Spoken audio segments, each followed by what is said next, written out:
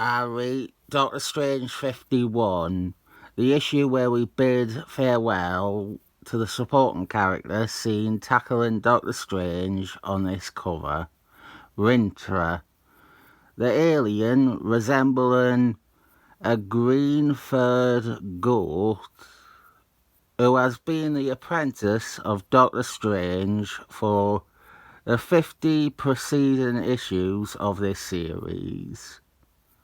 Rintrah is a great character, and I will not be holding back when it comes to the topic of eliminating Rintrah. It is unnecessary, wasteful, and it is utter shit. We actually have an okay first few pages. Rintrah goes to investigate a weird church where a cult has gathered, led by this priestess called Calyxis. And what happens is Rintrah scares away all of the congregation by using his appearance to impersonate an evil deity and pretend that they have summoned him. This is a solid intro. It would work really well as a Rintrah backup feature in a Doctor Strange annual. It is nice and compact, and it has a fun little idea to it. Marvel Comics Presents even have Rintrah headline a story in the back of that. And if it's only 8 pages long, we don't have to have everything that follows this sequence. With all the worship has gone, Calyxis is furious, and she summons the actual evil demon she and the cult were paying tribute to. I like the splash page, at least conceptually. I don't know if the art executed it that well, but in terms of idea, this is a good page layout. I won't hold this issue against the writer, but I was pleased to see which crybaby edited it. This is written and arted by Moritz Cornelius Isherwood. His art here is certainly not as complicated as some of his patterned wood cuts. Moritz Isherwood was a name you would see a lot on the C-tier Marvel titles in about 1993. Well, his real name is what you would see. You wouldn't see the name of a Dutch artist from about 60 years earlier, credited on a mediocre Marvel comic. What I mainly remember him from is Seaman. He did the artwork for Master Ersland's run on Seaman. But you would see his art crop up on a lot of fill-ins, and his art was always rather hit or miss. His writing, however, was limited to this fill-in period of Doctor Strange, which was stolen for time waiting for the next writer. Although Len Kabaczynski will do some, and Roger Thompson will return for some others, so it is not a clean stretch of MC Isherwood, although he does often do the art for those other writers. What is bothersome about this issue is that the purpose of it is just to get rid of Rintrah. I am passionately against killing off Rintrah. If it ended in a different manner, I wouldn't mind much of what we have here. Calyxis is very generic, she's nothing special, but we get a tiny iota of backstory. We find out that she was an archaeology student, and she, as you have guessed, will never appear again. Doctor Strange worries about the absence of his apprentice, and after possessed protesters arrive to conveniently clue him into the fact that Summit is getting on with Rintrah, he involves himself, only to find that all the gathered crowd perish when Calyxis relinquishes control over them. They die, they drop dead, and this weirdly feels like foreshadowing for what will become of Rintrah, what will happen to Rintrah. But believe it or not, Rintrah, he is possessed by Calyxis, like this, and then she loses control of him, like this, but Rintrah is fine. He doesn't die from that. He manages to die from something else. Just before this story, Doctor Strange had a big shake-up to his usual setup. One that didn't really go anywhere, truly. He lost the ability to invoke much of the mystical deities that he had called upon in the past, because he refused to participate in the otherwise unseen War of the Seven Spheres. That is also why Dr. Doom took over leading the Defenders. What I think is decent is that the script does maintain that idea, and it's a shame that it didn't highlight it better and use that as the basis for why Rintrah is the one that has to sacrifice himself, or why Doctor Strange cannot do anything to save Rintrah. Rintrah is possessed, and we have our cover fight with Doctor Strange.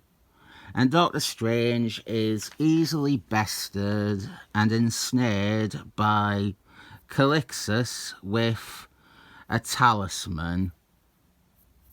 It's understandable if you know that Doctor Strange is meant to be at his weakest and that he doesn't have anywhere near the pool of magic to draw from.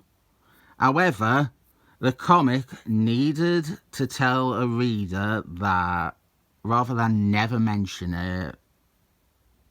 This is Tartessus.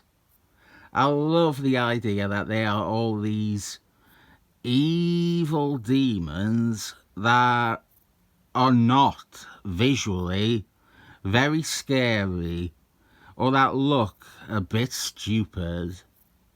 That there's like a lot of kinda shitty evil demons in the Marvel Universe, and that even they have their own cults and followers who were probably a bit disappointed when they summoned them. Tartessus, though, this issue doesn't tell this either. Tartessus is actually the daughter of Set, the Elder God. It was established in one of the 2000s Andy books. I don't know how I feel about that, but what it means is that this issue can be filed under SeaWorld Attacks related. You know, the sad thing is, I would think of this as a completely benign fill-in issue if it didn't carry with it a death that I feel so strongly against. Calyxis, she realises that Tartessus is a bad egg, and that it holds no allegiance or loyalty to her for bringing it to Earth. So it's down to my boy Rintrah to save the day. he can still call upon many of the magics that Doctor Strange is now unable to. And so Rintrah, he imprisons Calyxis into its talisman again. But the only way to deal with this evil forever is by destroying that talisman so that Calyxis can never be freed again. And that is the extraordinarily bad death of Rintrah. There are a few things to discuss, but I think to start with, we need to talk about why Rintrah is dying. We are moving about furniture to accommodate the incoming writer, the twat from Faust. He didn't want Rintrah. He didn't want the Dracula brother of Doctor Strange. He didn't want any of the supporting characters, really. He probably didn't even want Doctor Strange having powers.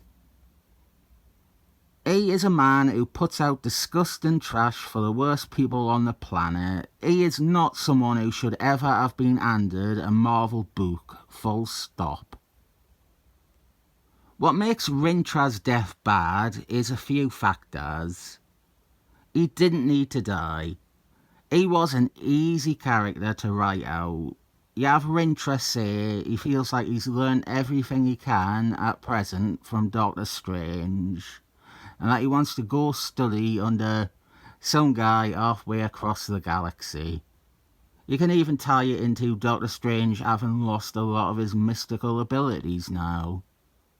By killing off Rintrah, you are denying any future writer the possibility of using this incredibly fun and enjoyable character. Single-handedly, it feels as if judgment has been cast on Rintrah here, and that the decision is that he isn't worth keeping alive, which is, pun intended, bullshit.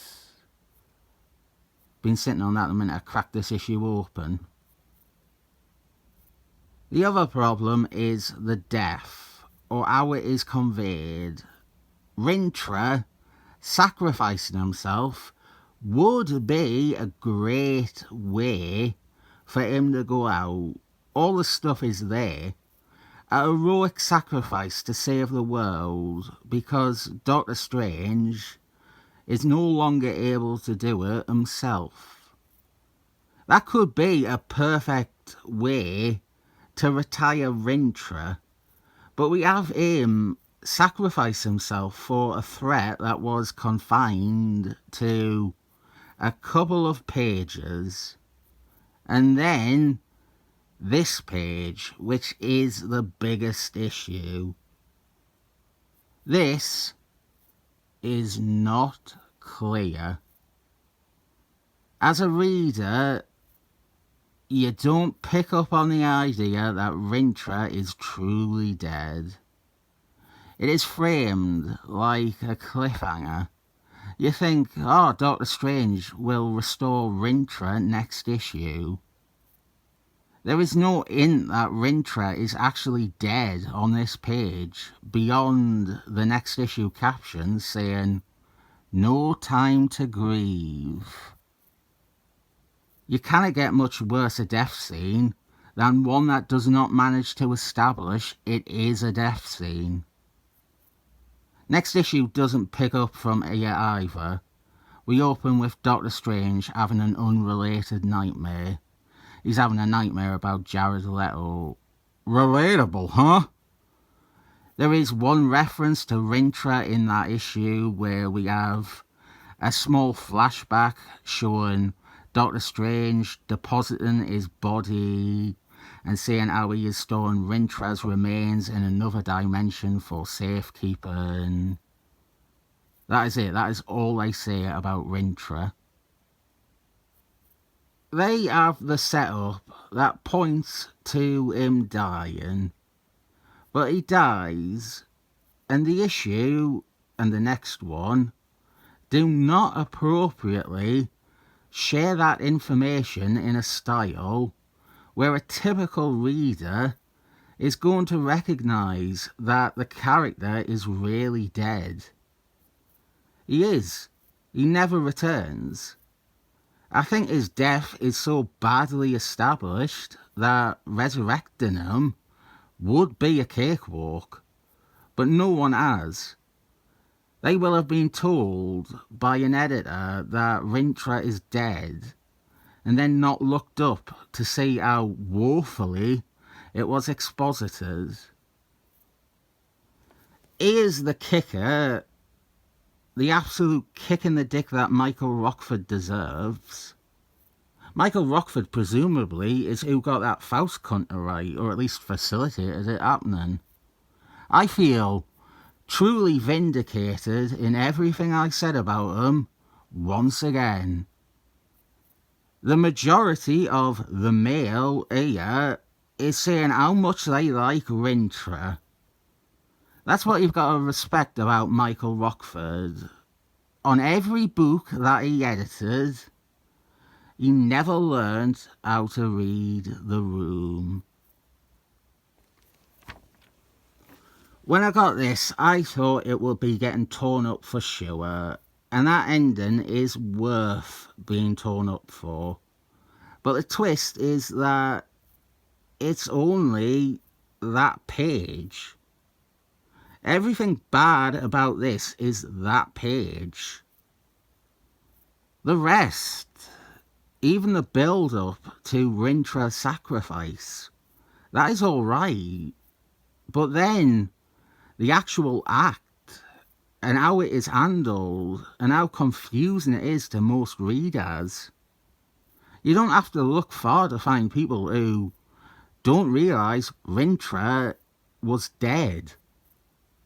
I think in an harder video I might have even forgotten he was dead. The issue treats his death as a cliffhanger that there is no resolution to. No character after this ever truly mourns Rintrah. No character learns of Rintrah's death or even acknowledges it. I don't want to seem hyperbolic here. I love Rintrah, but this is coming from the angle of how insufficiently it is handled. I think Rintrah's death is quite possibly the worst death in comic book history. Imagine if Dark Phoenix ended with it not remotely clear that she was dead, and most people expected the next issue to continue it, and they only realise she is actually dead 7 issues later when none of the characters are mentioning her. That is why I think I will give Doctor Strange 51 a War of the 7 thumbs up.